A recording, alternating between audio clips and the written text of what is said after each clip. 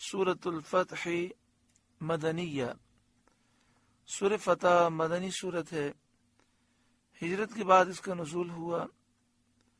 قرآن پاک کی ترتیب کے اعتبار سے اس کا نمبر 48 ہے، اور قرآن پاک نازل ہونے کے اعتبار سے اس کا نمبر 111 ہے۔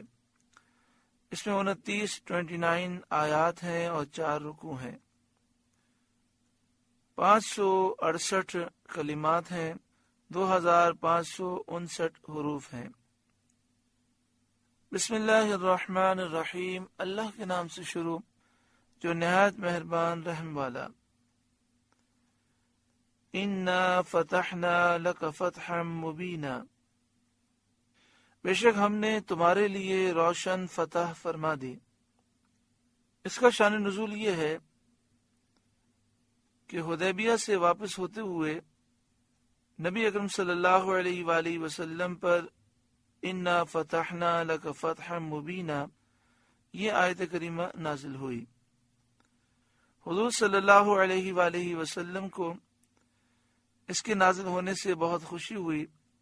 حضور کو صحابہ کرام نے اس آیت کے نزول پر مبارکباد دی، جیسا کہ بخاری شریف، مسلم شریف اور ترمذی میں موجود ہے۔ حدیبیہ ایک کنواں ہے مکہ مکرمہ کے نزدیک۔ مختصر واقعہ یہ ہے کہ سید عالم صلی اللہ علیہ وآلہ وسلم نے خواب دیکھا کہ حضور صلی اللہ علیہ وآلہ وسلم اپنے صحابہ کرام کے ساتھ امن و سکون کے ساتھ مکہ مکرمہ میں داخل ہوئے، کوئی حلق کیے ہوئے، کوئی قصر کیے ہوئے، یعنی صحابہ کرام نے حضور کے ساتھ عمرہ ادا کیا، اور عمرہ ادا کرنے کے بعد کسی نے اپنے سر کے سارے بال منڈوائے اور کسی نے اپنے بالوں کو قصر کیا۔ قصر کا مطلب یہ ہوتا ہے کہ اپنے بال ایک انگلی کے پورے کے برابر وہ کم کیے جائیں، کم از کم چوتھائی سر کا قصر کرانا عمرے کے بعد ضروری ہوتا ہے۔ اگر کوئی قصر کرائے تو بھی جائز ہے، لیکن افضل یہ ہے کہ حلق کرائے، سر منڈائے، کہ اس کے لیے نبی اکرم صلی اللہ علیہ وسلم نے 3 مرتبہ مغفرت کی دعا کی، اور قصر کرنے والوں کے لیے 1 مرتبہ مغفرت کی دعا کی۔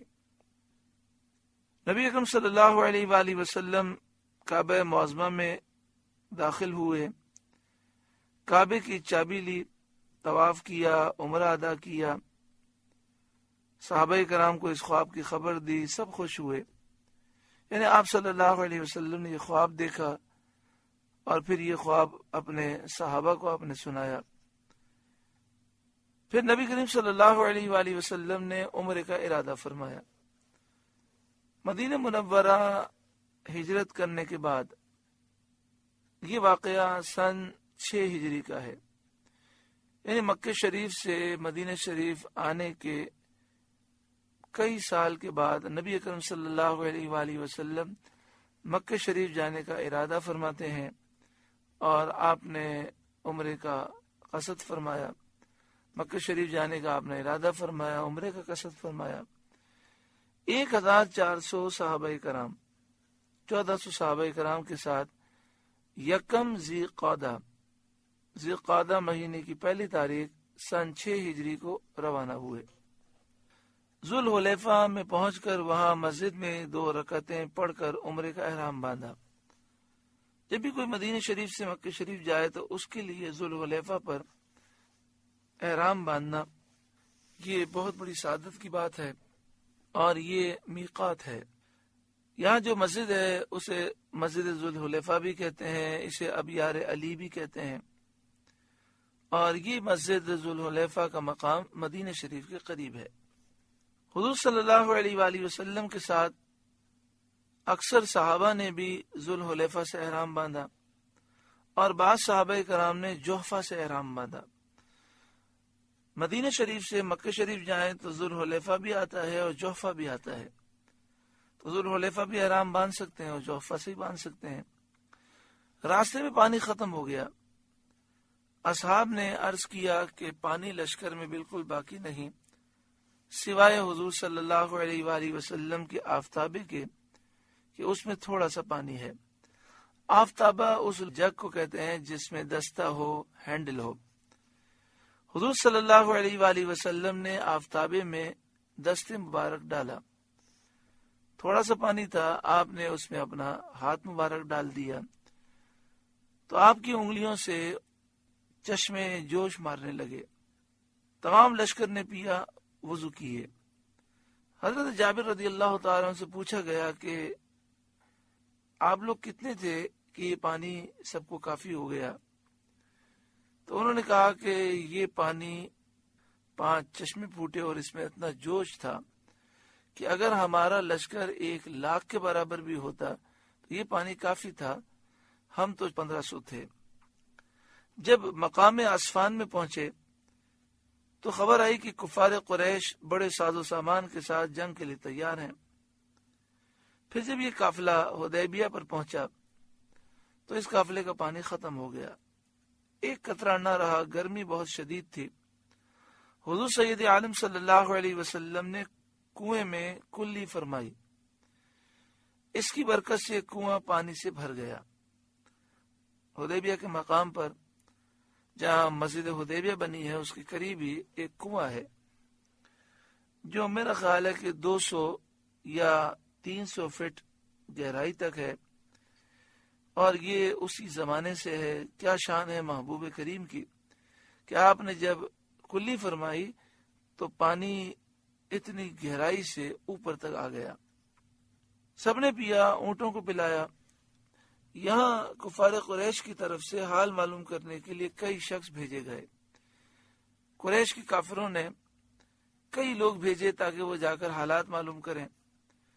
سب یہاں دیکھ کر گئے اور جا کر انہوں نے یہی بیان دیا کہ حضور صلی اللہ علیہ وآلہ وسلم عمرے کے لیے تشریف لائے ہیں، جنگ کا ارادہ نہیں۔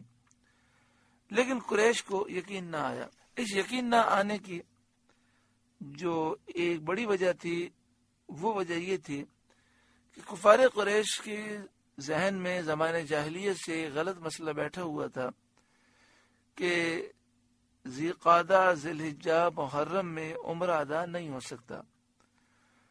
یہ لوگ کہتے تھے کہ اگر کوئی حج کرنے بھی آئے تو صرف حج کر کے جائے، عمرے کے لیے الگ سے آئے۔ اور وہ رجب کو عمرے کا مہینہ تصور کرتے تھے، چونکہ ان کا خیال یہ تھا کہ ذی قعدہ میں عمرہ ہو ہی نہیں سکتا۔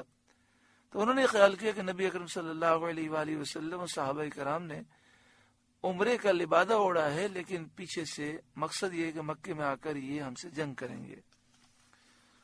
تو سب لوگوں نے جا کر کہا کہ حضور صلی اللہ علیہ وآلہ وسلم کے بارے میں ہم نے تحقیق کر لی ہے، خود یہ کہنے والے وہ تھے جنہیں کفار قریش نے بھیجا تھا، لیکن انہیں ان کی باتوں پر بھی یقین نہ آیا۔ آخرکار انہوں نے عروہ بن مسعود ثقفی کو، جو طائف کے بڑے سردار اور عرب کے نہایت مالدار شخص تھے، بلکہ کہا جاتا ہے کہ طائف کے سب سے بڑے مالدار شخص تھے، تحقیق کے لیے بھیجا۔ انہوں نے آ کر دیکھا کہ حضور صلی اللہ علیہ وآلہ وسلم دستے مبارک دھوتے ہیں تو صحابہ تبرک کے لیے غسالہ شریف پانی مبارک حاصل کرنے کے لیے ٹوٹے پڑتے ہیں اور ایک دوسرے کی طرف وہ بڑھتے ہیں۔ صحابہ کرام کو انہوں نے دیکھا کہ نبی اکرم صلی اللہ علیہ وسلم وضو فرما رہے ہیں یا ہاتھ دھو رہے ہیں، تو انہوں نے دیکھا کہ صحابہ کرام علیہ رضوان وہ پانی کی طرف دوڑ لگاتے ہیں اور پانی کو زمین پہ نہیں گرنے دیتے، اپنے ہاتھوں پہ لیتے ہیں، اور جسے یہ پانی نہیں ملتا وہ دوسرے کے ہاتھ کی تری لے کر اپنے چہرے پر اور اپنے بدن پر ملتا ہے۔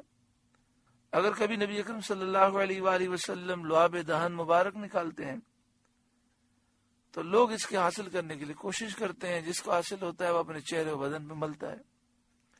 کوئی بال جس میں اقدس کا گرنے نہیں پاتا۔ اگر کبھی کوئی بال جدا ہوا تو صحابہ اس کو بہت ادب کے ساتھ لیتے اور جان سے زیادہ عزیز رکھتے ہیں۔ عروہ بن مسعود نے دیکھا کہ جب حضور صلی اللہ علیہ وسلم کلام فرماتے ہیں تو سب خاموش ہو جاتے ہیں۔ حضور صلی اللہ علیہ وآلہ وسلم کے ادب و تعظیم سے کوئی شخص نظر اوپر کو نہیں اٹھا سکتا۔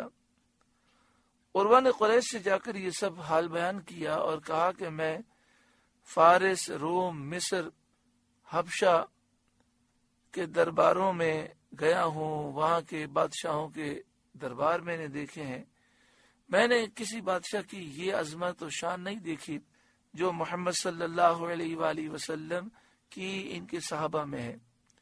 جو صحابہ حضور کی تعظیم کرتے ہیں کسی دربار کے درباری بادشاہ کی تعظیم نہیں کرتے۔